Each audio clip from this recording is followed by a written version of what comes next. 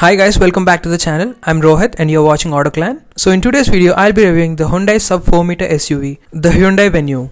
Well, this Venue right here, which we will be reviewing today, is completely for the people who are looking for a smaller SUV for a cheaper price, and for people who are ready to upgrade with some aftermarket improvements, which is a cost cutting thing and decreases the overall price. This Hyundai Venue is initially launched in 2019 in the Indian market, and the one right in front of us is the base model Diesel E, which takes us to the other 4 remaining variants, S, S+, SX and SX option, where E is the base model as you can see here, while SX option being the top variant. Engines wise, you have 2 petrol engines and a diesel engine. As this is a diesel engine, this Venue is powered by a 1.5 litre diesel engine that produces 100 brake horsepower and a maximum torque of 240 Newton meters, which is only paired to a 6-speed manual transmission, which means you don't get any automatic transmissions as such. On the other hand, you have 2 petrol engines, one being the 4-cylinder 1.2 litre petrol engine, which produces 83 brake horsepower and a maximum torque of 130 Newton meters, which is only paired to a 5-speed manual gearbox, while the other petrol engine is a 3-cylinder 1 litre turbo GDI petrol unit, which produces 120 brake horsepower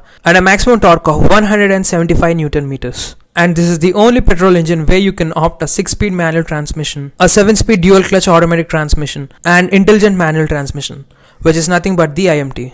On the exteriors, as you can see here, you have the signature Hyundai's grille, where you get the black treatment on it, while the variants above it gets the dark chrome grille, which really looks nice.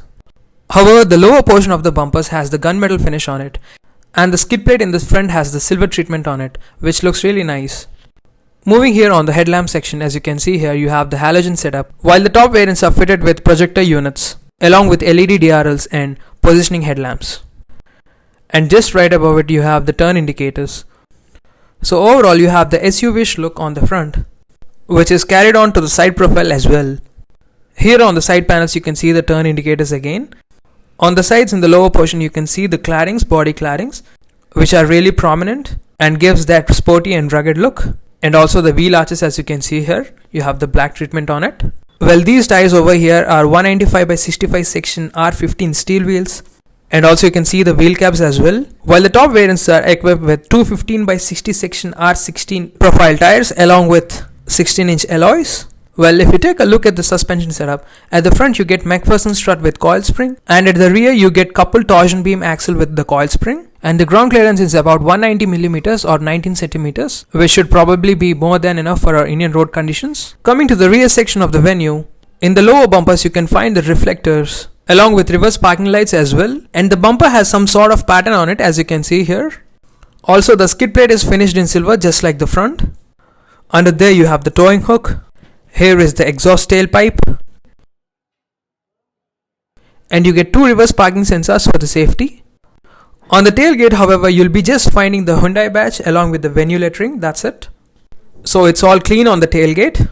On the rear window, you don't get any defogger as such, but you will be getting a high mount stop lamp, which is very much essential. And on the roof, you don't get any shark fin antenna because the base variant doesn't get any infotainment or the radio as such. And also the roof rails, you don't get any of them, which are only available for the top variants.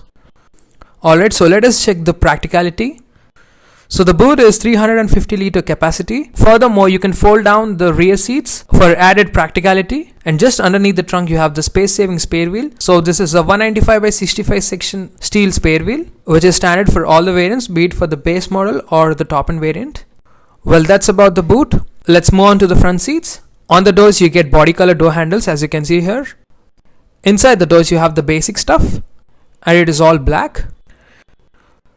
So down there you have the door bins for your water bottles. Next to it you have the provision for the speaker. And on the armrest you have only 2 power windows. And you have nothing else other than that. However, the interior door handles are finished in silver.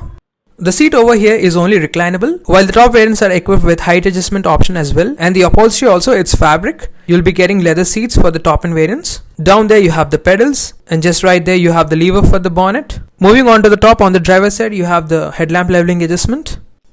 And these aircon vents gets silver accents just like we have seen on the door handles. Alright, let's get into the driver's seat.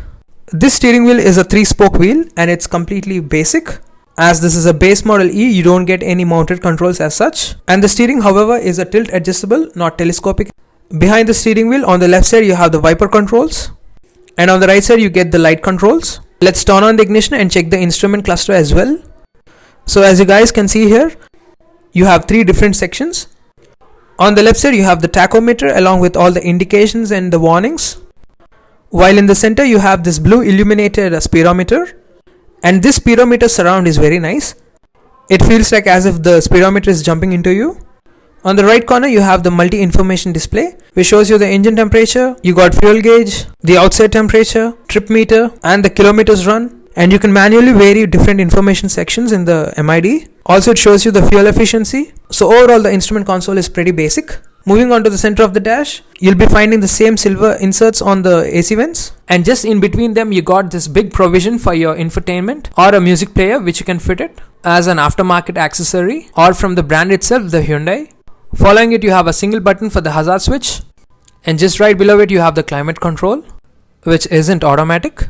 If you really want an automatic climate control system, you just have to prefer the higher models. On the right side you have the controls for the temperature, and in between you have the knob to control the fan speed, and on the left side you have the controls for the different AC settings. Well, for convenience sake you get 12 volts 180 watts power socket along with some space to put your phone while charging. Well, this right here in the center console is a 6-speed manual gearbox, and just like I mentioned earlier, you won't be getting any automatic gearbox neither in the diesel nor the petrol. Well, if you want one you have to opt the 1 liter turbo GDI petrol unit. Again, the base has the silver accent along with some space here. Well, you can drop in your keys. Following it you have 2 cup holders along with the handbrake. Well, going on to the top you have this interior rear view mirror and a general sun visor. And for more practicality you got the glove box which has decent space. Well, that's about the front section. Let's get back to the rear seats. The doors open wide, and again you have the same basic stuff on the doors. And the surprising thing is you get the roll down windows which I haven't seen in ages. Well, this is me seeing after a decade or so. It could have been better if they have integrated some power windows even for the rear windows. I guess they have done it for the cost cutting. Anyways, in the lower section you have the door bins for your water bottle. These seats over here have fixed headrests, while the top variants are equipped with height adjustable ones. As you can see, the knee room is decent, and you got front seat pockets for the rear passengers, and the leg room is good. In the center you don't get any AC vents as such, rather you get a big cup holder along with some space. And this is how the front dash looks like.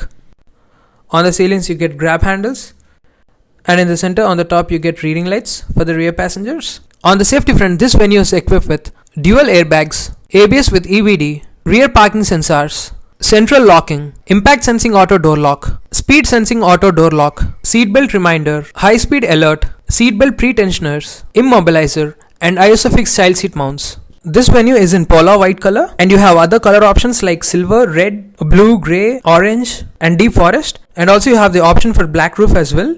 And finally, coming to the on-road prices, the base model petrol costs around 7,76,000 rupees on road Delhi, while the top model petrol, which is SX Plus Sport DCT, costs around 13,42,000 rupees on road Delhi. While on the other hand, the diesel base model, which we have reviewed right now, costs around 9,46,000 rupees on road Delhi, while the top variant diesel SX option diesel sport costs around 13,69,000 rupees on road Delhi. So that's all for the review, guys. I hope you liked it. So give it a like and share, and consider subscribing our channel for more such car reviews like this. So thank you so much, and drive safe, and bye.